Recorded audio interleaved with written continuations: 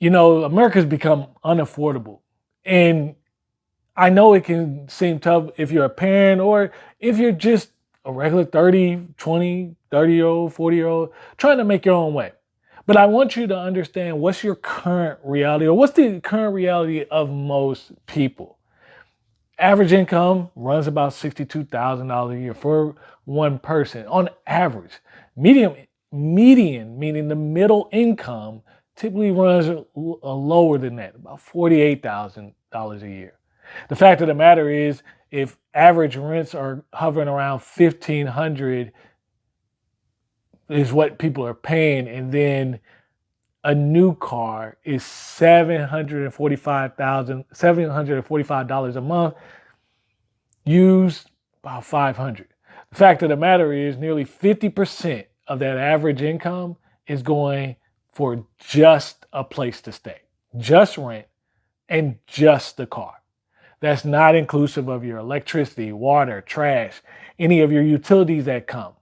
It's also not inclusive of gas and insurance, registration, things that you need to operate the motor vehicle.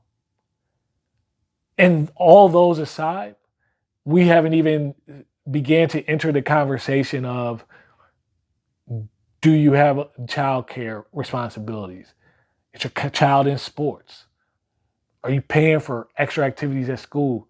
And oh, by the way, food, cell phone, other things that help you operate your house.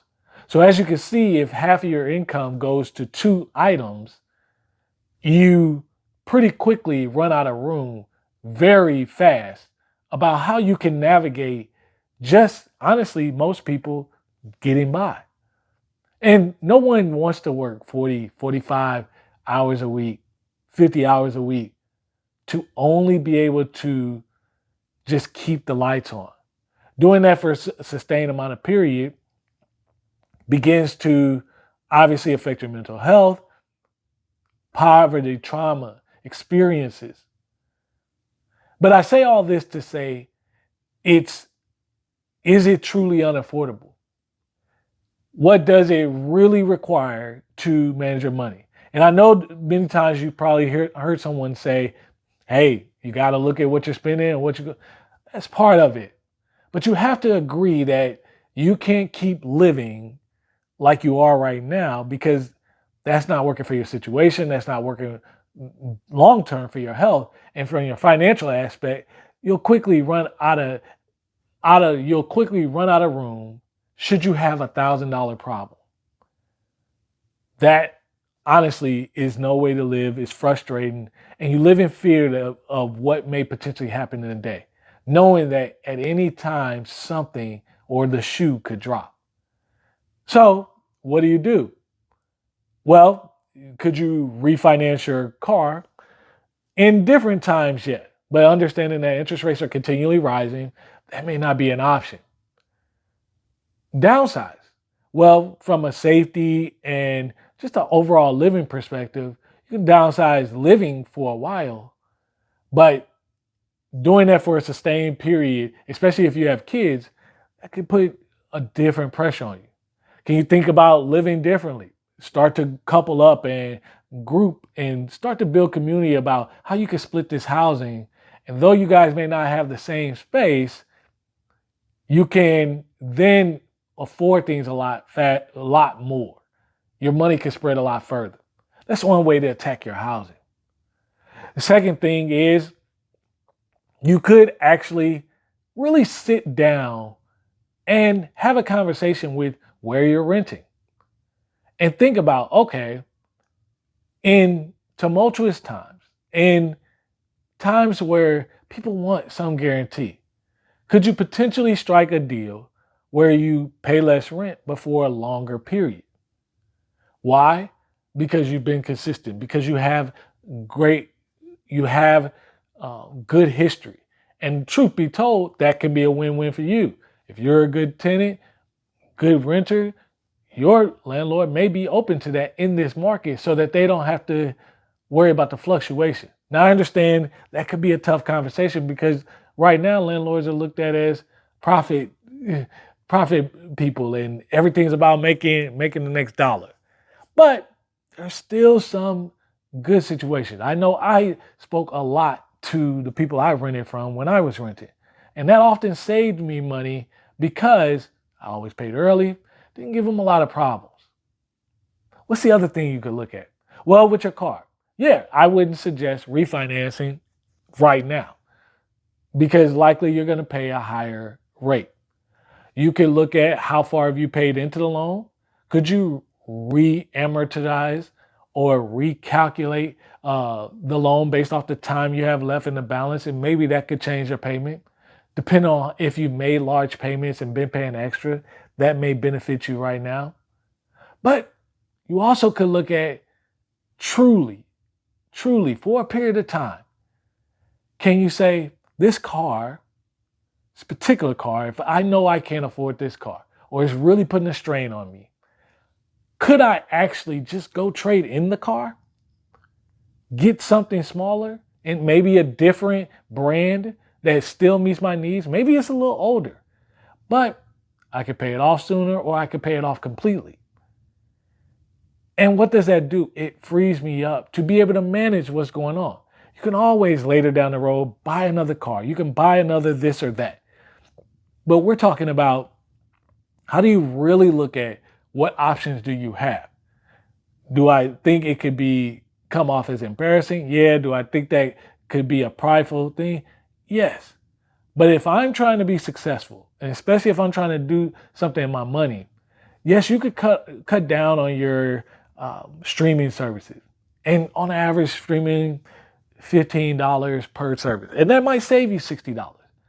But if you can change a $500 or $600 payment into about a $250 or $300, that's going to open up a lot more. That's going to give you a crack in the door to at least breathe through. These are the decisions you have to make with your money, because ultimately you have to decide, how do you actually want to live? You can't control a lot of the prices around you. You can't control what's going to happen next in the economy and the effect it's going to have on you. But you can look at the things that you have signed up for. You can look at the things you are paying, and that's somewhere you have some space. The other thing is, you can look at, how are you truly looking to maximize your income? Now, this is a tough one, because in order to truly maximize your income, you really do need the mental space and the time to really sit back and assess, okay, what do I have in my hands skill-wise that I can now monetize? Am I making the correct market amount on my job? Can I go do a side hustle? And if I do, how can I do that to where it helps my life and doesn't start to become burdensome to my life? That's the questions you have to ask when you're trying to build income. And in order to ask those questions and really start to learn what opportunities are available, you need time, energy, and space to think. And truth be told, if you're bothered and buried in bills and work and the stress of being able to afford everything, you're not in the space to where you can see where the opportunity lies for you. That's the importance of connecting with free communities, groups that's offering you this information, that's going to do all the research for you. That helps you.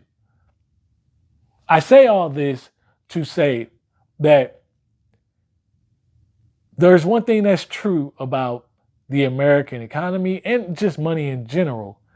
There's always been times where there's stretch, and there's always been times of good and plenty. And in this time, while the economy does well, the people in the economy aren't. You can say it's the economy cleansing. You can say we're avoiding a recession, soft landing, however you want to describe it. But at the end of the day, how the economy doesn't really have too much of impact if you're struggling to meet your bills. Put food on your table. Really supply a decent life for your kids. I say all this to say that no matter what, consider me like that friend that you know that really knows finances, colleague, a coach. And if you actually want to get progress and get focused, I urge you to take that next step and reach out. Could be a budgeting issue. Could be that you need to get connected where you can make some income. Whatever the case may be, there are ways to help you do something in your situation and make more. No matter where you are, you're qualified for more. Now, will it be the top? No, but you can qualify for more than where you're at. And you can qualify to at least pay your bills, pay some of the things you like, save and invest. If you do those things, especially if you can save and invest, even when this situation comes around again, and it will come around because it's somewhat predictable every 10 to 12 years, then you can say, okay, I'm ready this next time. And then you're in a different position where, because you prepared, now you're able to build momentum, buy investments at a discount that's going to help you propel and add momentum to your wealth building. Or if you're not trying to go all the way through big wealth building, you just want to be comfortable. Whatever the case may be, there is help and there is resources, and you can do better. Is it hard to afford things right now? Absolutely. But can you afford them? A lot more than you think you could. Hi, my name is Jonathan. I really want to help you figure out your situation. Make sure you follow me for more.